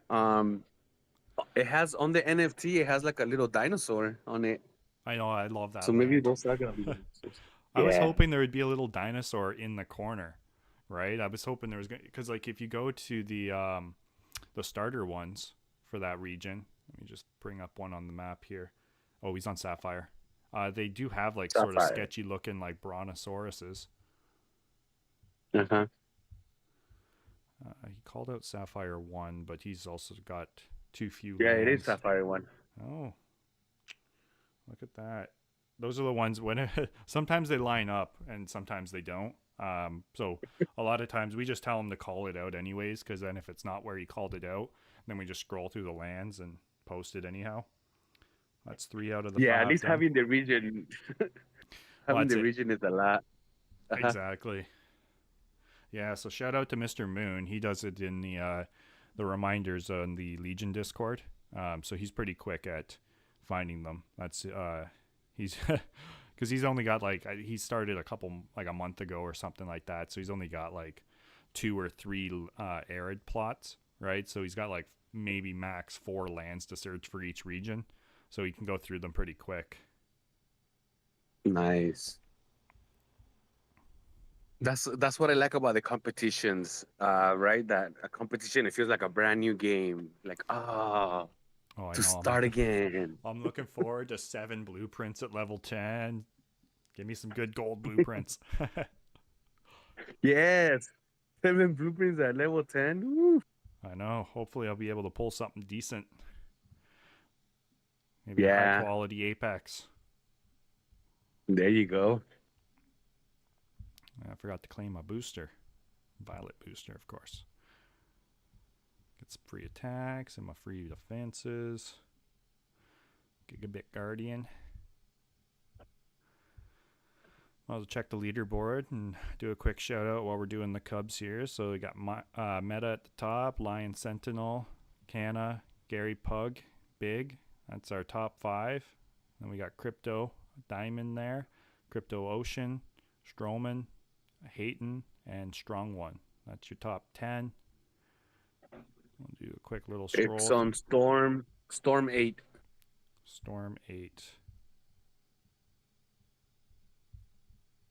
Perfect. I think I took too long. Oh, there it is. 9. It's Storm 9. Oh, okay. Storm 9. There we are. I was going to say, he's not on 8. He's not on 7. 70K. That was okay. That was On My Way Up. Shout out to On My Way Up, helping out as well. Nice. Yeah, I mean, even if it's not the right land, at least we got the right region, and that's very helpful. Yeah, well, that's the biggest thing, right? Is like call out the region for sure, especially if you're a newer player, right? We don't want to discourage people because it's like, oh, well, I don't have the right actual land in the region. Call out the region, right?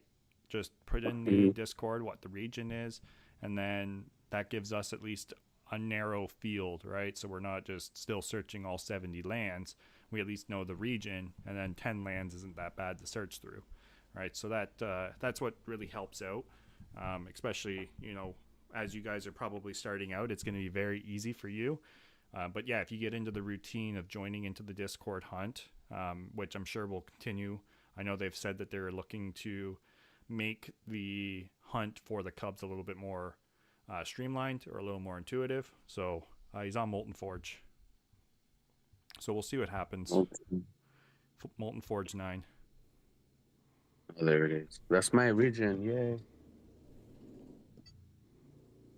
There we go. Okay, 9. And that is 1, 2. That's 3, the 5. 4, I think. 5. There we go. It's all 5. Block Nexus, then Crimson Reaches, then Sapphire, then Stygian, then Molten Forge. Shout out to Kimbo that he just showed up right after they finished. He's like, oh man, I showed up late again. He's like, I'm so bad at this in normal mode. I know, and he's the one that made it in our Legion Discord too, so it's kind of funny. What a guy. Right. There we go. Yeah, so I guess other than that, I mean, the little speculation still that we've got, those region selfies are kind of cool. I put in there that I'm looking forward to seeing what the Sapphire Sanctum one looks like. I mean, because that is like my favorite region, so hopefully they show that one off sooner rather than later. But yeah, I mean, which is your favorite region anyways? I guess, yeah, like I was saying, the Nexus one, I love it because it has like this like little drips on them, like a diamond drip. Mm-hmm. So it just makes it look very elegant. The color, it's popping, and I mean that's the one with the dino. I think I don't know if it's the legendary. And then the one after that, it's the one with the 3 orbs that are like hovering, like on a fiery lake or something, and that's really cool too. That's a really cool visual scene. The epic of the Block Nexus, right? Yeah, let's see. Yeah, the Imperials of Obelisk, it's the one that has the little drips, and then the other one is called Sea of Sight. Sea of Sight. Yeah. So the Obelisk one is the legendary, right? And then the Sea of Sight is, the orbs. So bring that up on the screen here. Yeah, I like this one too. It's kind of cool. And the background music, you just flip that on. It's kind of like ominous. Ooh, interesting. I like it. I mean, they are pretty cool lands. I do love the I guess I could show it, the Sapphire Sanctum one with the I think it's called the Brachian Hilt or something like that. See if I can click the on Sapphire. Yeah, there we go. It's the rare for the Sapphire Sanctum. I think that one's pretty cool. What's it called? Pretty sure it's called the Brachian Hilt or something like that. Oh yeah, Brachian Hilt. Yeah, Brachian Hilt. Yeah. Let me click on it. Oh yeah, the one that has like a sword on the land. Yeah, I like that one. Yeah. And I actually like the starter of it too. If I remember correctly, the starter for this one has like sort of that. Yeah, I don't know that. I just like the blue and that silver. look to it. It looks cool. Yeah, it does. That looks like probably the actual sword, maybe the blade of it, and then the hilts in the second one. Broken off. Wonder what the heck's going on there. The legendary looks all right too for this region. With Yeah. like the strata all throughout the rocks, kind of looks cool. But I mean, it's not like super interesting. And then the legendary or the mythical kind of looks weird. It's got like all these floating things all the way around, and I really do like the gold and black, or sorry, the golden blue. Looks pretty cool. It kind of looks like a trident. I don't know if you've seen any like a image in my video, but it looks like a trident to me that's underneath of the land. Uh-huh. I don't quite remember, but yeah, I need to. I am actually. I have been saving for the next lands, and staking some lion. It's kind of helping too. Yes, yeah. Now we got a little extra lion. I mean, I guess maybe we could finish off with that. The discussion around. We can close her out coming up soon, but yeah, the discussion we did get the lion airdrop finally. So that was a long time coming, and they had me worried when they're like, "Oh, we got to delay it." I was like, "What? Took you guys like 5 months for the airdrop for the World Series 2 prize pool." But I'm glad that they ended up getting it airdropped. Funnily enough, they did have some issues still. I know Queen Cindy, she's in the Legion Discord, and she's now helping out with the moderation of it as well as the admin, one of the admins. So congratulations, Queen Cindy, on that. But yeah, her airdrop didn't end up going to her for some reason, so she had to reach out to them and get that figured out. Oh, okay. And there was two airdrops, I think, right? One for the one on the crypto.com app and the other one on the DeFi wallet. Yes, yeah. So the DeFi wallet was for your prize pool for making it into the top 1,000 during World Series 2. If you did have lands in DeFi, I believe you would have also got some tokens airdrop there as well. But for the most part, like I hold all of mine still in the crypto.com app. So that's where my airdrop landed. Oh, okay. So the top 1,000 was for the app, and then the lands was whatever you had the lands in, whatever kind Yeah, of the thing. top 1,000 would have been in your DeFi wallet, and then yeah, the lands would have been wherever they were stored.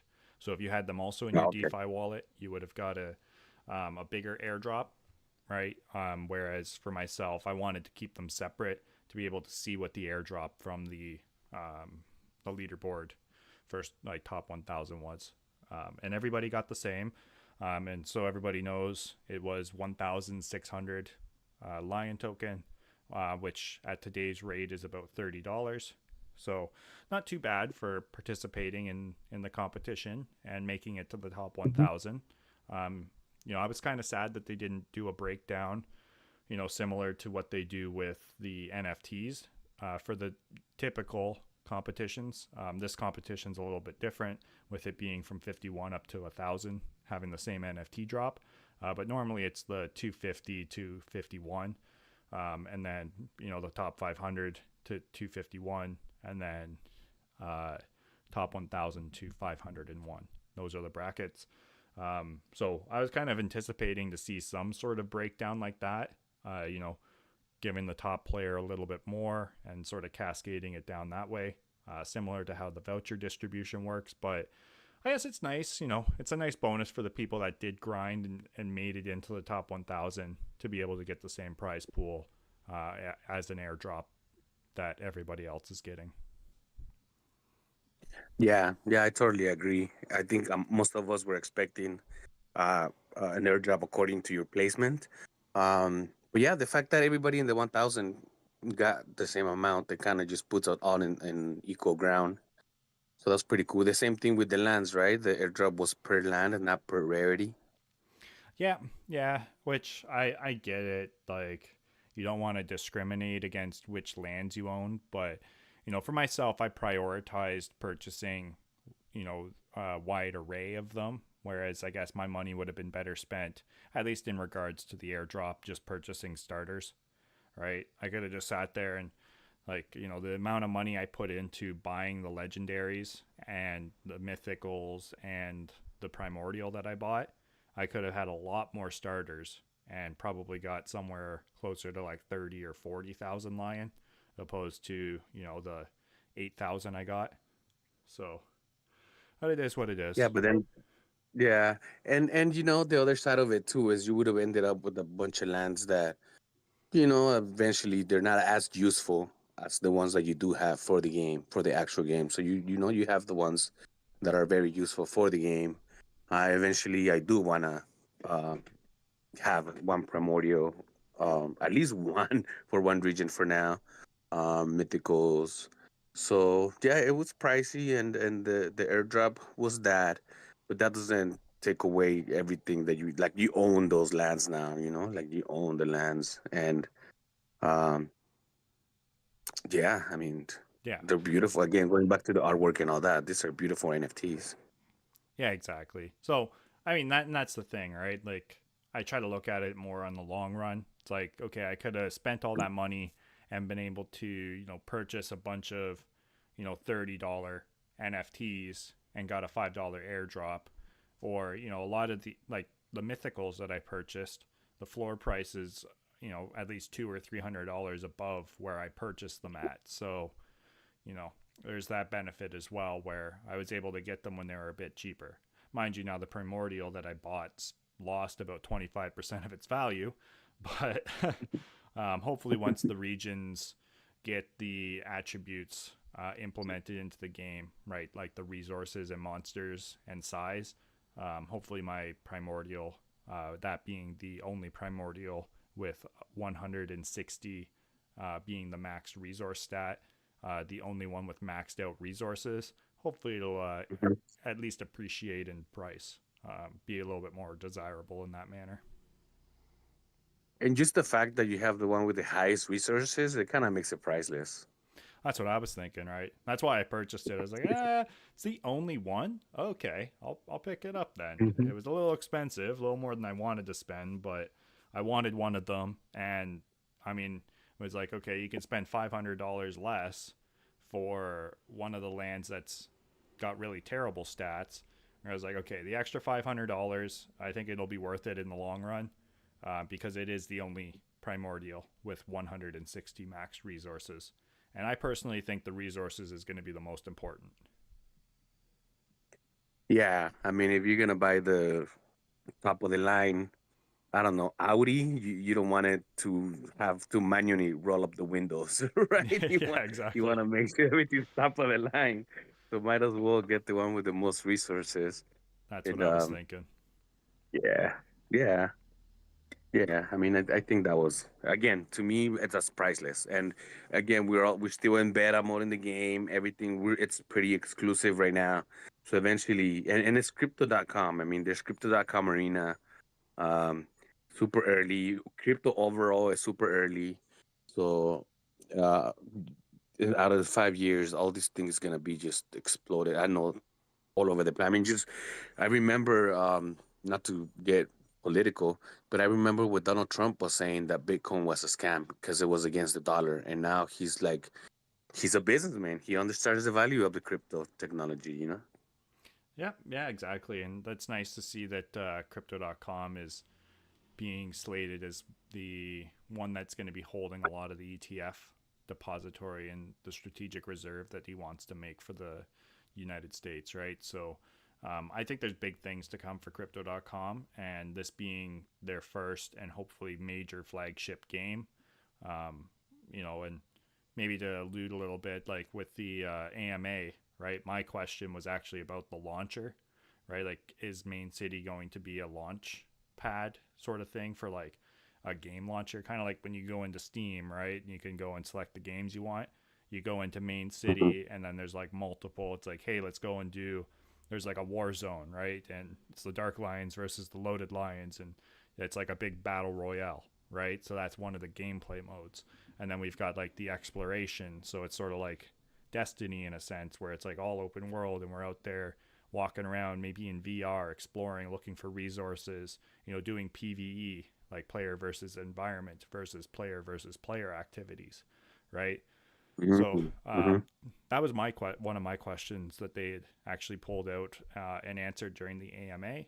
Didn't sound like that was the thing that was happening right away, but they said that that's a potential down the road. So that was kind of cool to hear. But yeah, in regards to the AMA, Yeah. what did you think of it? Yeah, I think it was good. I think just the fact that they took the time to actually take questions from the community, I think is just a great sign overall. They hadn't had one in a long time. Um, so it was good. It was good to hear Papa being up there. He represents the game very well. Um, and so I think overall it was good. I think that it was a little short. I think it was only like an hour, and I think they even had a timer because I think at the hour it kind of cut off or something. Um, because I guess we're kind of getting used to like podcasts, just long conversations when it comes to these things, right? Yeah. But other than that, I think it was great that they had one. Yeah, I'm sad I had to miss it. I had pretty much just landed, so I was like dead tired, didn't have Wi-Fi, and was like trying to get into a hotel at that point. I was just like, it's like, man, I want to be sitting here listening to this. Instead, I'm like waiting to get into a hotel and don't have Wi-Fi. So, um, but Priorities. yeah, well, oh well, I was able to listen to it afterwards, and I thought it was pretty good. The way that they broke it down and had the different segments, based on like the Loaded Lion project versus Main City and the Lion token and stuff like that. And yeah, it was really good to see the people that they had brought up, being able to ask some questions and stuff like that. Papa Bigfoot, it's always good to hear from him. He's got some good insight into the game, and he's an awesome player. So it's always good to have him up there representing the community. I believe Sunshine and Rainbows came up, and was Fiend for Crow up there as well, I believe. So I know Sunshine was there. I think was Crypto Diamond up there oh too? yeah, I and Crypto think. Diamond went up. Yep, I think that was, Yeah, yeah, it might Crypto have been Diamond went Papa, up. Crypto Diamond, and then Sunshine. Sunshine, yeah, I Yeah. think so. So Um, yeah. yeah, so that was good. So So yeah, overall, it was pretty good AMA. I guess I don't really have too much else to input on it. I mean, it's sort of sad that they did come out and just completely kibosh, right? The somebody in the community that did a poll on whether the blueprints should be distributed. I wonder who that somebody was. But yeah, it was too bad to hear them just say, "Well, we're not going to give out the blueprints because we don't want to flood the market." But to me, it's like you're giving the new players the blueprints and they're flooding the market anyways. Whereas if you were to give hmm them to the veteran players, right? Us, me, you, most of the players that are veterans aren't going to flood the market with them. They're probably going to open them and either use them for merging because we need them, use the businesses in their cities to end up, with the business combos and increase their diamond production, or they might open them and be like, oh, okay, I got a really good business I don't actually need. I can finally make some money off of it and sell it, right? hmm And it wouldn't flood the Yeah, market really in my mind. But yeah, it's too bad. I guess totally no agree. point in beating the dead horse. We're not getting blueprints. Yeah, yeah. That's the only thing that I would. Yeah, I totally agree. I think we're still thinking about it. Even we're still working on that. Would have been better than just like straight up no, like like. Yeah. But But they did say we'll be yeah, I winning agree them with you. from competitions. So hopefully they distribute them not the same that the NFTs are right now, right? Like at least not in this prize pool. I'm hoping that they distribute them like they did last competition based on the old tier structure of 1000 to 501, then 500 to 251, and then 250 to 51, and then 50 to 11, and then 10 upwards. So everybody in those brackets got different distributions of blueprints. So hopefully that's the tier that they go with, and not the 51 to 1,000 all getting one blueprint. Yeah, I agree. But we'll see how it goes tomorrow. We're hours away. Yeah, yeah, that we are. What are we at? Like 8 hours now? Let's see. Yeah, 8 hours and 30 minutes. 8 hours and 32 minutes to be exact. Yeah, the only thing that sucks is that's like it's gonna be like 7 p.m. for me. So I'll have like 7, and I'll try to push my sleep time till maybe like 11 o'clock tonight, just to get my city set up, and then I'll have to like wake up at like 4 a.m., check it, do some stuff, and yeah, it'll be interesting now with because like normally it would be starting in the morning for me, right at 9 a.m. in the morning. Now it's going to be Uh-huh. starting, yeah, I guess 8 p.m. for myself, not 7 p.m. So significantly different for myself this competition.